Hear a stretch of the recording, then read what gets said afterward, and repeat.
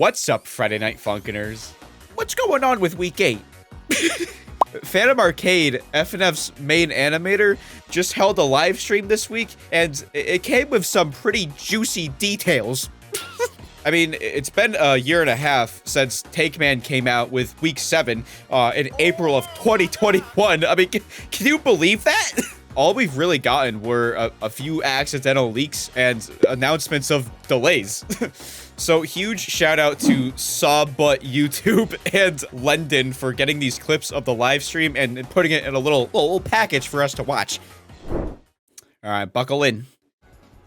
Game development is hard. Who would have guessed? Forever ago, we were just like, all right, we're going to do it. We're going to release this stuff. It's going to be a ton of stuff. We're just going to get it done. I'm going to try and break it down. I still don't want to give any spoilers on what we're doing, so I'm so excited for everyone to see it, and we worked really hard on it. If there are a lot of people who hear that and, like, roll their eyes or, like, aren't jumping in their seats, I don't blame you. I mean, like, you know, we've kind of dedicated ourselves to really stepping back and, like, polishing things. So, like, I mean, he's right. Like, we don't understand really what goes into actual game development unless you're a game dev. But at the same time, people at this point are like, well, why get excited if we don't really know? Like, is it even going to be good as the mods? Like, let's keep watching. I know every now and again people have fun kind of like quote tweeting the like the delay message. Oh my goodness. At that point in time, we had a very small, like a super small but really polished amount of content that we wanted to get out. But it was also in a way I like how his mic just peeks out like every other sentence. It's like a true gamer. It was like more of the same. It was just like it was more content stacked on top of what was there. We just got to a point where it's like, man, we're doing all this. We're rushing to get all this stuff done. But I actually feel like this thing could be better. So it seems like they wanted to release Week 8 or the update much sooner, but I feel like the mods, like I think Indie Cross and Hotline 024 were coming out at that time. I feel like the expectations of mods made them push the update back further and further because, you know, they're a small team too. Like FNF's devs like started as 4 people and now they have some more people, but so it is a lot of pressure. It is. And all the while, there are some things where I'm sitting down with the programmers, telling them what I want, how it needs to be done, really just like hand-holding and going through. There's some things where like the programmers are doing stuff that I don't understand. I'm like checking in on the musicians. I'm seeing who's doing what. I'm making sure that... Yeah, so they have people now. It seems like they're really getting past like the Kickstarter gabagoo and putting their meats and potatoes into the game development. But we just want it. We just want it so bad, like... And I'm excited as I'll be amazed to see what life is like once it's out. Yeah, Week 8 will obviously get a lot of attention, but like, could we also see another rise in Friday Night Funkin' and its community? Let's see what the comments have to say.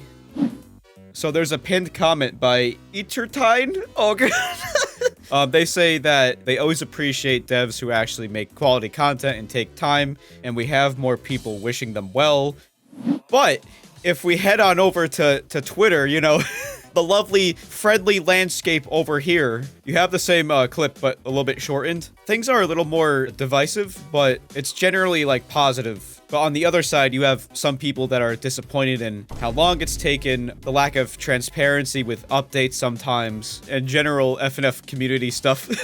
So it's good to respect both sides, but I thought I'd give that context. But there's one more thing that Sawbutt YouTube found. It's a perspective from Ninjamuffin, the main programmer, about the game's updates and being quiet in general. They say it's really interesting, so let's take a look. It's this weird thing where it's like, you know, you do want to give people updates, but, It's just a little funny because he sounds like he's in a fishbowl a little bit. Anyways. You know, you don't want to kind of get this weird relationship with Twitter and, you know, social media or whatever, right? You don't want to feel like that's this kind of lifeblood of it or whatever, right? FNF YouTube, FNF Twitter, FNF Reddit. I feel like they're all like almost separate communities in a way, or more so Twitter and Reddit are more like hardcore views of FNF. You know, you got the mod creators on there, the teams behind mods, And while on YouTube, you know, you got community game, the big boy, and like more hub content for all things FNF, right? So it's more casual. So I think what he's getting at here is that posting on Twitter might not be the most worth it, because that's usually towards the hardcore fans. And that's why they might feel a little stuck in this update drought thing. And obviously, I can't, the fishbowl. Okay. I feel like I would kind of prefer making a homemade little like blog or something, like Funkin blog, where it's like there's no comments, there's no like likes or shares, there's no bullshit like that, and there's no quote retweets, there's no bullshit like that. But also, of course, it is good to have like feedback, stuff like that. It is good to be able to post a Kickstarter update.